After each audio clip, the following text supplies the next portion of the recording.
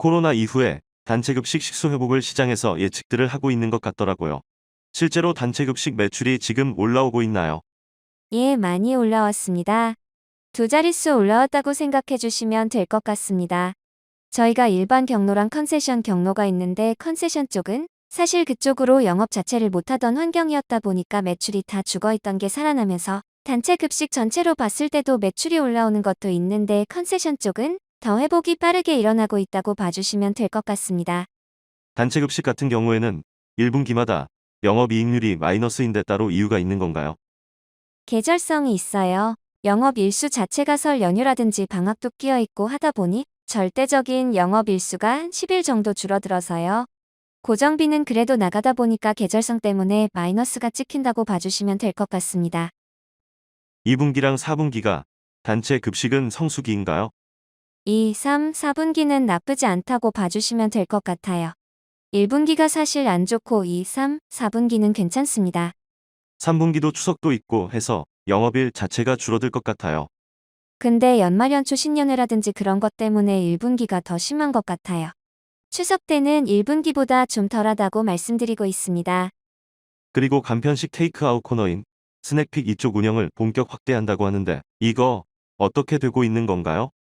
그러니까 저희 지금 기사 보셔서 아시겠지만 네이버라든지 카카오라든지 전면 재택 들어가게 되어 있지 않습니까? 그런 재택이 하나의 트렌드로 자리 잡히면서 뭔가 그러니까 식수 자체가 빠질 수 있다라는 그런 우려도 있으신데요. 단체 급식 같은 경우는 결국 식권으로 판매를 해서 매출이 발생하고 드실 때 식권이 깎이면서 매출로 찍히는 구조고 만약에 안 먹게 되면 환불이 발생하게 될 수도 있어요. 그런 고객들까지 포함해서 기존에 놓칠 수 있었던 그런 매출들도 같이 가져가려고 하는 거의 일환이에요. 서울우유 아이스크림이라든지 크래프톤이랑 같이 해서 내는 팝콘이라든지 이런 것들이랑 너의 하루 굿모닝이라고 물 타서 미숫가루처럼 식사 대용으로 드실 수 있는 그런 걸로 구내 식당에서 안 드시는 분들도 식사 대체를 해서 같이 가져가면서 저희가 추가적으로 매출을 발생시킬 수 있게 하려고 확대하려는 계획이 있습니다. 단체 급식에서 벗어나는 수요들을 잡겠다라는 일환으로 운영을 확대하고 있다라고 보면 될까요? 예, 맞습니다. 2분기 전체적인 분위기나 흐름은 어떤가요? 일단 실적 자체는 다 괜찮게 나올 것 같아요. 숫자로는 말씀 못 드리지만 매출액 같은 경우도 전사 기준으로 봤을 때 10% 이상 올라올 걸로 지금 예상하고 있어요. 특히 세부 경로로는 IR 자료상에서는 급식 직거래 쪽이랑 단체 급식 안에서는 컨세션 쪽이 아마 많이 올라올 것 같습니다. 올해 전체적으로는 코로나가 풀리면서 더 회복하는 그림으로 좋아질 수 있는 거겠죠. 실적은 이번 연도에 대해서는 우려는 없어요. 그런데 확진자 자체가 BA5인가 그게 계속 나오다 보니까 그런 우려들이 좀 있는 것 같습니다. 22년 1분기 영업이익이 106억으로 전년도 1분기가 31억이었잖아요. 전년 동기 대비 영업이익을 많이 회복한 것 같아요. 아무래도 식자재 유통 쪽에서 프레시원이나 1차 도매 쪽에서 일부 법인 철수 등의 사업 개편으로 수익성을 개선하면서 생긴 변화인가요? 네, 맞습니다. 프레시원 사업 개편 이외에 다른 이유도 있을까요? 단체 급식 같은 경우는 원가도 올라오고 인건비 자체도 올라왔었어요. 그거는 저희가 수시로 고객처한테 주기적으로 공문이라든지 재계약 간에 원재료비라든지 인건비 자체가 많이 올라와서 힘든 상황이라는 점을 공유하고 재계약할 때 가격 인상을 가져간 부분들도 있었고요. 근데 작년 1분기까지 단체 급식 같은 경우는 완전 거리 두기로 인해서 워터파크라든지 공항에 있는 푸드코트라든지 이런 건 사실 영업을 못했었잖아요. 근데 거기서 수익성이 안 좋거나 적자가 장기화되는 부분들에 대해서 디마케팅을 단행하면서 그런 영향이 22년 들어오면서 실적이 개선되는 데 도움이 되었습니다. 유통 같은 경우도 전사적으로 말씀하셨던 플래시원 법인 청산이라든지 그 다음에 작년 1분기까지 저희가 매출 추격 구매 매출이 일부 있었어요. 그때 영업 손실 났던 부분들이 이번 연도 들어와서 없어진 점이 있어요. 그 다음에 오르는 원물가에 대해서 영업 쪽에서 계속 소통을 해서 고객분들한테 가격이 올라갈 것 같다라고 미리 공유를 드리고 좀 잘 대응을 해가지고 마진 방어에 성공했다고 봐주시면 좋을 것 같습니다. 키즈, 실버 등을 핵심 급식 경로로 육성하고 솔루션 영업을 강화할 계획이라고 하던데 매출 비중이 좀 증가하고 있는 건가요? 전년 대비로 봤을 때는 그래도 한 30에서 40% 정도 늘어났던 걸로 기억을 하고 있어요.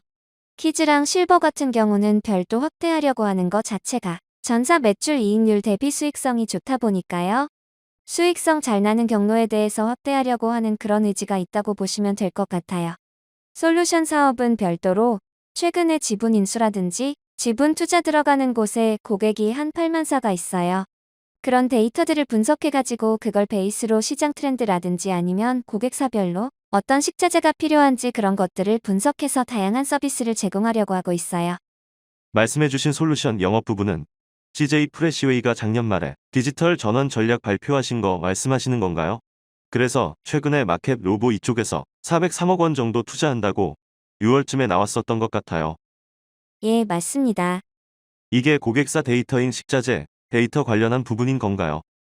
예, 맞습니다. 거기 403억 지분 투자 들어가는 것 중에 거기서 가지고 있는 플랫폼이 두 군데가 있는데 마켓폼이라는 데가 있고 식폼이라고 있는 데가 있어요. 마켓폼은 SaaS라고 해서 회계라든지 유통물류 SCM 쪽 서비스를 다 제공해주는 거예요. 식폼이 식자재 유통 중개업체 플랫폼인 거고요.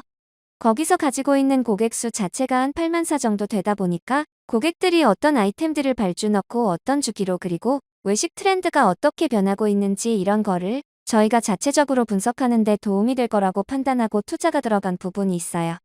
삼성 SDS에서 임원분이 지금 디지털 혁신 담당으로 오셨거든요. 기존에 저희가 사업하면서 쌓여왔던 데이터들을 클라우드 전환을 해서 어떻게 활용을 할 수 있을까 지금 구성 단계에 있습니다. 그리고 최근에 외식 CPI 증가세가 지속되고 있어요. 식자재 부분의 판가 인상을 통해서 마진 개선이 추가적으로 진행된다고 아까도 말씀해 주신 것 같아요. 2013년 이후에 외식 CPI 지수 성장률이랑 CJ 프레시웨이 영업이익률 상관관계가 72%라고 레포트를 본 적도 있어요. 외식 CPI가 빠르게 올라가는데 2분기도 판가 인상을 통해서 수익성이 빠르게 개선되고 있나요? 최근에 아무래도 인플레이션 자체가 화두가 되다 보니까요. 사실 아시겠지만 작년부터 계속 가격이 올라왔었는데 가격 전가라는 표현보다는 저희는 마진 방어라고 말씀을 드리는 게 사오는 거 자체가 비싸지다 보니 당연히 고객사에게 저희가 판매를 할 때도 그만큼 가격이 올라갈 수밖에 없는 구조예요. 그런 것들이 잘 단행이 되다 보니까 수익성 방어하는 데도 좋게 작용을 했다고 말씀드리고 있습니다. 근데 이게 또 대립되는 의견들도 있는 것 같아요. 단체 급식 같은 경우에는 소비자 구매 여력을 초과하는 급격한 원재료 비용 상승은 또 마진 훼손으로 또 이루어질 수 있다고 해요. 식자재 유통 부분에서 CPI는 이득을 보고 있는 거고 단체 급식 같은 경우에는 원자재 비용 상승은 마진 훼손이 있을 수도 있는 부분인 건가요? 네, 맞습니다. 왜냐면 결국 단체 급식이라는 것은 저희가 식자재를 가지고 만들어서 판매를 하게 되는 거잖아요. 원재료비 자체는 올라갈 수밖에 없는데 고객사들이랑 지속적으로 소통을 하거나 아니면 메뉴 구성을 다르게 한다든지 해서 지금 계속 조절을 해서 저희가 이제 원재료 비율이라든지 인건 비율은 다 일정한 수준으로 유지되고 있는 걸로 확인하고 있습니다. 키즈, 실버 외에도 군대 급식이랑 클럽하우스 등 다양한 매출처를 확대하고 있다고 하는데요. 이쪽 같은 경우에도 원활하게 매출처가 확대가 되고 있나요? 예, 확대되고 있습니다. 삼성웰 스토리가 지금 업계 1위이고 저희가 2위인데요. 작년부터 내부적으로 단행했던 게 골프장 경로 1위 탈환 목표를 가지고 수주를 진행하자라는 목표가 있어서요. 그래서 작년 수주 실적을 보더라도 과거 대비 골프장 수주했던 금액이라든지 그런 점포 수 자체가 증가했어요. 저희 군급식도 일부 소량 납품하는 것들이 있었어요. 4월부터 시작해서 지금 좀 확대해 나가고 있습니다. 공정위에서 단체 급식 일감 개방에 대해 선언을 했잖아요. 그래서 대기업의 캡티브 물량이 적었던 업체에게 사업 기회를 푼다고 해요. 그래서 단체 급식 일감 개방이 하반기부터 본격화된다고 하는데 단체 급식 업체 중에 비교적 캡티브 거래가 적은 CJ 프레시웨이는 수혜가 기대된다고 해요. 어떤 상황인가요? 단체 급식 연간 매출 봤을 때 한 4천억 중반 정도 되고 있어요. 거기서 한 10% 정도 캡티브 물량이고 그중에서 이번 연도 말까지 시장에 내놓으려고 하는 물건은 한 200억 초반 정도 예상하시면 될 것 같습니다. 그리고 저희는 캡티브 비중이 워낙 낮으니까 피해를 본다고 보기는 어려운데 웰스 땡땡사라든지 현대그린 땡땡사라든지 LG야 땡땡사라든지 이런 데는 공장이라든지 그런 자회사라든지 캡티브 물량이 꽤 있잖아요. 그러다 보니까 처음에 이슈가 됐던 게 전체 매출의 12% 이상을 캡티브 물량을 가지고 있는 업체들에 대해서는 시장에 개방해라라는 취지로 처음에 나왔었던 걸로 기억을 하고 있어요. 그래서 작년에는 시장에 나온 물량 자체가 한 800억 정도 수준이었어요. 그 중에 저희가 200억 정도에 마켓쉐어로는 한 25% 정도 수주를 했어요. 그 다음에 2위가 풀무땡사가 저희랑 비슷한 한 170억 수준으로 수주를 했었어요. 근데 작년 같은 경우는 정권 바뀌기 직전이다 보니까요. 시장에 물건이 많이 안 나왔었던 게 사실이에요. 이번 연초부터 해서는 삼성전자 물건이 크게 나와서요. 3천억 후반대 정도로 진행이 되고 있어요. 그게 지금 상하반기에 나눠가지고 결과가 나올 예정이에요. 저희가 만약에 수주를 하게 되면 아마 8월이랑 11월부터 매출로 찍히게 될 것 같습니다. 근데 삼성 물량을 한 번에 저희가 다 가져올 수 있는 건 아니고 28개 사업장이 나눠져 있는 거다 보니까요. 이건 수주되는 대로 한 번 봐야 될 것 같습니다. 얼마만큼 캡티브 물량을 가져올 수 있느냐가 관건이겠네요. 그리고 제조 사업 부분 얘기하자면 송림푸드랑 제이팜스 같은 경우에는 HMR량 제품 수요 확대에 따라서 송림푸드가 영업실적 기여가 1분기에 본격적으로 있었다고 해요. 2분기도 HMR량 매출은 증가하고 있는 편인가요?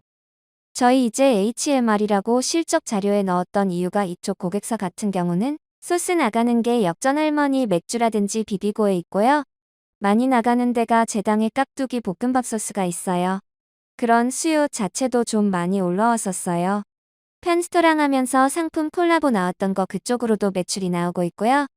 제이팜스 같은 경우도 HMR 쪽에 들어가는 전체의 농산물이라든지 이런 게 계속 들어가다 보니까 매출이 발생하면서 같이 올라가고 있어요.